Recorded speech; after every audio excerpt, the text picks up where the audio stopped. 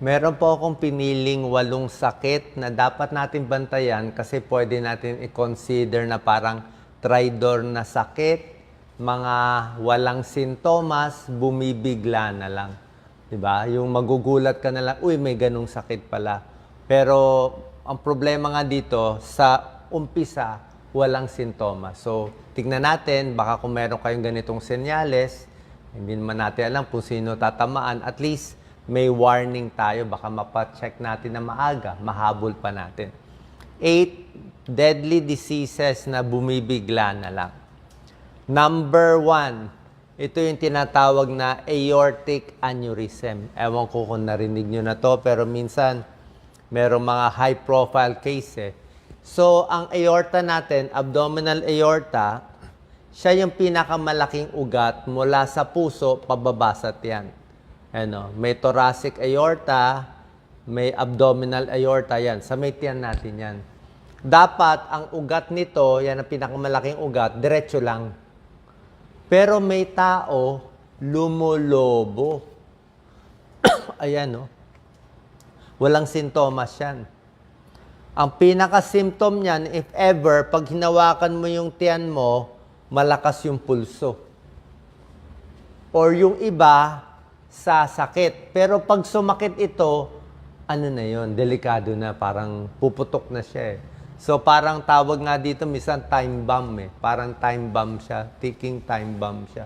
So yan, pinag-iingatan natin. Okay? So ano mga risk factors? Usually, nagkakaedad, may high blood, may diabetes, minsan prone din yan. Baka na-aksidente, okay, na car accident, biglang naging marupok to, baka nasuntok sa tiyan, ano, baka nag-infection. So, paano tayo iiwas? Usually, healthy diet pa rin, bawas asin, huwag maha-high blood, at syempre, kung may nararamdaman kayo medyo sumasakit-sakit, o may pumupulso ng malakas, actually, bawal nga idiin kung meron. Makikita po to sa ultrasound. Abdominal aneurysm, deadly yan. Pangalawa, ano, emergency yan. Okay? Kung pumutok kasi, wala na magagawa. Pero pag na-discover na ganyan, nag-uumpisa pa lang, merong mga surgeon, vascular surgeon, pinapalitan nila. Kaya palitan. Major operation. Nilalagyan ng graft. So, walang choice kailangan operahan. Number 2, na deadly disease na talagang bumibigla. Ito, narinig nyo siguro to. Aneurysm din, pero sa utak naman, sa brain. Ito maliit. Maliit na brain aneurysm. Maliit siya pero deadly. Yung kanina pinakita ko malaki sa tiyan. Mga 4 cm yung mga ganyan, malaki. Itong brain aneurysm, lagi ito napapabalita. Maraming artista na bigla na lang sumakit ang ulo. Pagsakit ng ulo, bigla na lang nawala, namatay yung pasyente kasi pumutok nga ito. So, bakit may taong may brain aneurysm? Ang problema nga dito, namamana. Minsan, di mo lang alam, basta namamana lang. Okay? So, sa umpisa, kung meron man tayo, hindi natin malalaman, di ba? Malalaman mo lang later on, siguro pag tumatanda, pag nai-stress, pag naha-high blood, tumataas ang pressure, okay? Oras na magkaroon na kasi ng sintomas itong brain aneurysm, baka late na eh. Yun ang problema nga. Kaya nga mga tridor na sakit eh. Makakaramdam ka lang kung napupunit na, kung nagli-leak na siya, kung may dugo na lumalabas, doon pa lang sasakit ang ulo, lalabo ang mata, iba nagkukumbulsyon, nagsusuka, pag may dugo na, di ba, bigla eh. Dapat habang konti pa lang, nag-uumpisa pa lang, let's say may headache ka na paulit-ulit na parang ibang hindi ka sure, di ba, na papacheck sa neurologist, brain specialist. So minsan na MRI, CT scan, minsan nahuhuli, nakikita. Okay? So, risk factors nito, namamana eh. Paano natin kung meron kayong lahi, may kamag-anak kayo na biglang sumakit ang ulo, dumugo dito sa ulo, tapos bata pang edad, hindi siya ordinary stroke eh. Lalo na to sa mga batang edad, usually itong aneurysm.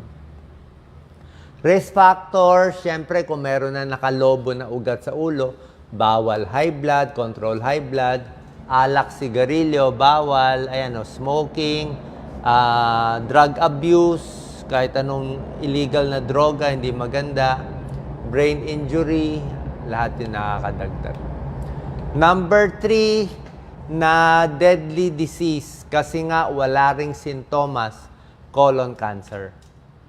Usually, ang colon cancer, hindi mo mararamdaman. Ayan o.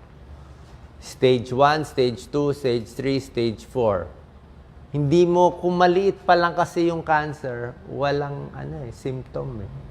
'Di ba? Wala naman siya unless talagang kung ganito kalaki.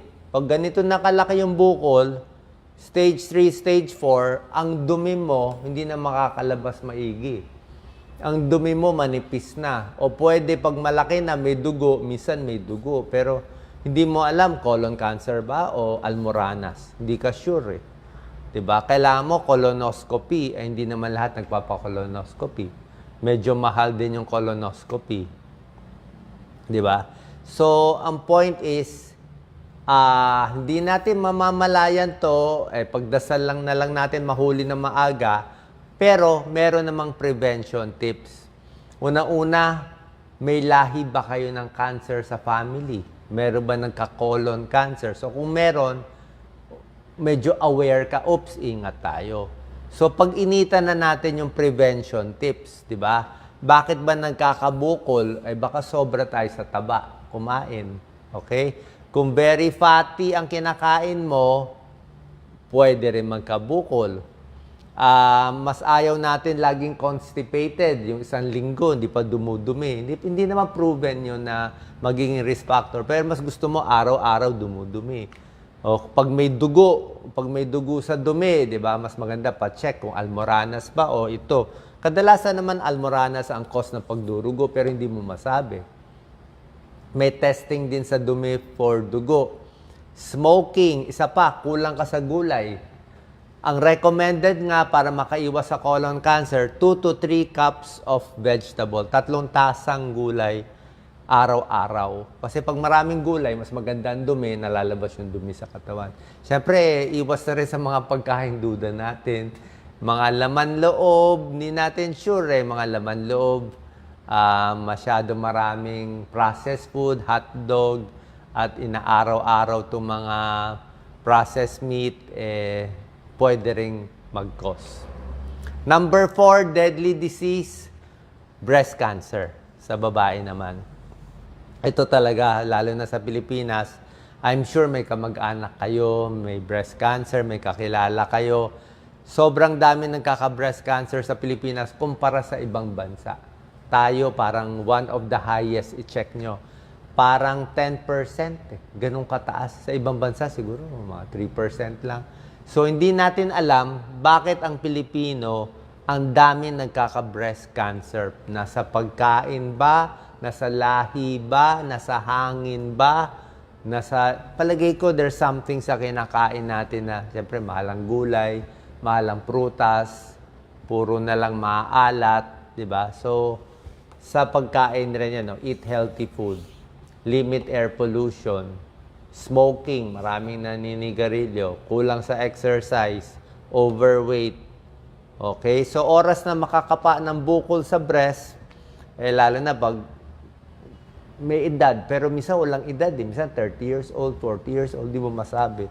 So, kailangan na-examine ng breast. Pag nakitang may bukol, pupunta tayo sa surgeon or OB-GYN ninyo para ma-check up. Pag nakita masamang bukol, tatanggalin agad. Basta tanggal agad. Oras na may nakapaka yung parang monggo, kahit kasing liit na monggo. Hanggang kilikili. Pag may nakapaka yung kulani, parang munggo. Kaya habang naliligo, kinakapa yung sa breast. Oras na may makapa, tanggalin. Yung iba, inihintay maging kasing laki ng parang tennis ball. na nagkanana na, lumabas na yung nana, nabutas na yung balat. Ang dami namin nakikitang ganon sa mga charity hospitals po. Okay? Ito, no choice. Kailangan tanggalin. Number 5, pag lalaki naman, prostate cancer. Ito, number 5 out of 8 ito ng mga deadly diseases. Ang prostate cancer, actually, medyo mas okay na cancer. Paano mas okay? Ito sa lalaki naman to. Sa prostate. Bakit siya mas maganda konti, di ba? Kasi usually mabagal siya. Usually pag nahuli ang prostate cancer, may chance pa operahan, lalo na pag hindi pa kumakalat sa buto. Okay? Papa-ultrasound lang ng prostate. Ano sintomas? Minsan nga, tulad na sinabi ko, walang sintomas eh. May dugo sa ihi ng ihi, lahat naman pag may edad, ihi ng ihi, mahina ang ihi.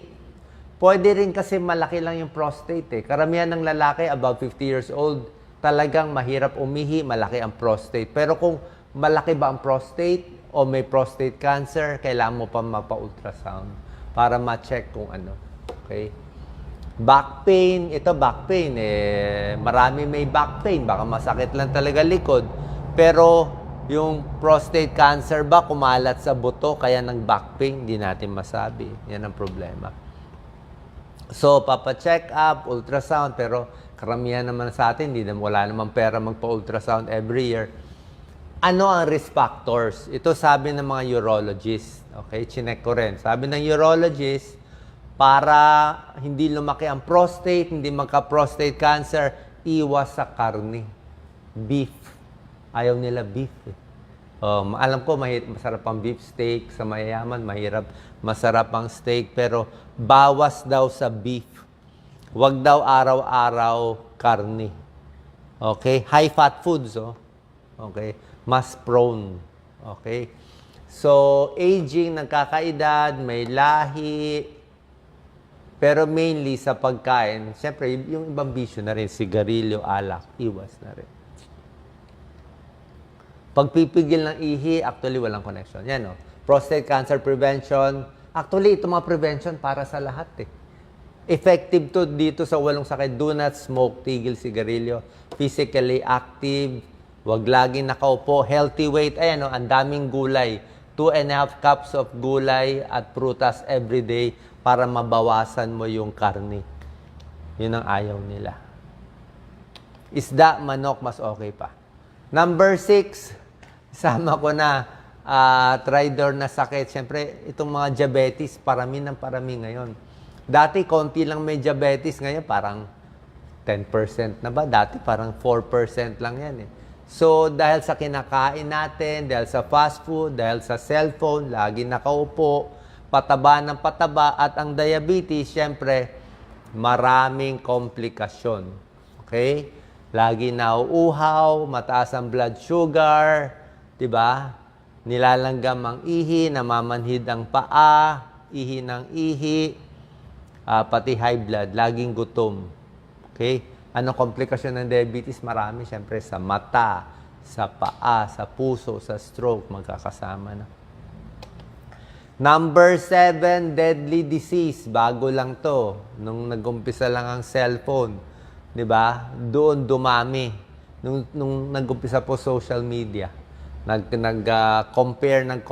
Diba? Mahirap. Lagi mo kinukumpara yung sarili mo sa ibang tao. Ba't siya mayaman? Ba't siya nakaka-abroad? Ba't siya pinagyayabang niya yung kotse niya, yung bahay niya? So, maraming nadidepress. Lalaki, babae, nadidepress.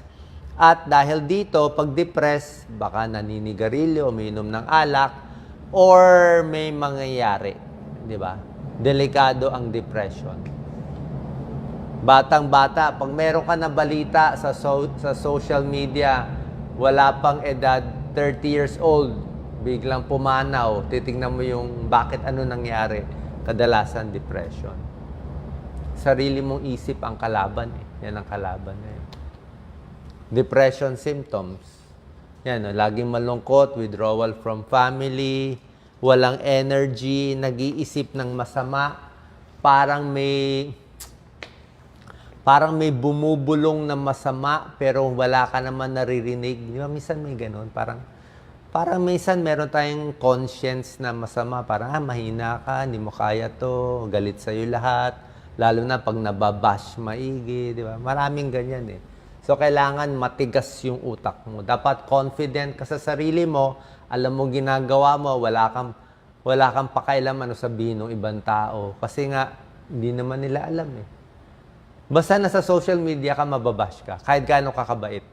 Maniwala po kayo. Kahit wala kayong kasalanan, gaano kakabait, basta nakita nila na mas marami kang followers, pag-iinitan ka talaga. Oo. Ganon talaga yun. Kasali yun sa laro. Kasi nga, nandun lahat eh. Di ba? Nag-iinggitan lahat. Number 8, last na deadly disease, Stridor, high blood. Maraming may high blood, hindi nila alam high blood sila. Di ba? Sabi nila, masakit lang ulo ko. Pero pag chinek mo blood pressure, 160, 180. Di ba? Kailan kayo huling nagpa-check na blood pressure? Pag laging may high blood, delikado, pwede ma-heart attack, pwede ma-stroke anytime, hirap yung puso, ayan, pwede mag-heart failure. Ano gagawin? Pa-check ang BP kung kailangan uminom ng gamot, bawas alat, healthy foods, sigarilyo, alak. Yan, no? Huwag magpapataba para hindi magka-cholesterol. Regular exercise. At nakita ko tong slide cute eh. Ano daw ang the best doctor? Siyempre, kung meron kayo naramdaman, papacheck kayo sa doktor. Pero ang best doctors daw, tubig. O, di ba, lagi ko sinabi sa inyo, 8 to 10 glasses of water or fluid in a day, maganda. Ito, magpapasalamat sa blessings. Di ba? Dapat, ang tingin mo dapat sa baso mo, laging puno, lagi kang happy. Umaga pa lang, i-brainwash mo na sarili mo na masaya ako sa araw na to. Pahinga. Pahinga lang dapat, hindi lang physically, pati utak. Healthy eating. Kasi pag mas maganda yung kinakain mo, mas masarap pakiramdam mo. Stretching, good posture, maganda. Pag maayos ang palakad-lakad, kahit papano may konting exercise for the day, yan si Doc Lisa, nag-i-stretch. Yan, para gumanda yung circulation. Konting araw, pampasaya, tumingin ng mga gandang bagay. Huwag maiinggit sa ibang tao. Okay? Self-love and good company. Dapat mababait yung mga nakikita mo lang. Sana po nakatulong tong video dito sa 8 deadly diseases. Kung duda kayo, may nararamdaman kayo, lalo na kung may edad na tayo, about 50, pa-check po tayo sa inyong mga doktor. Salamat po.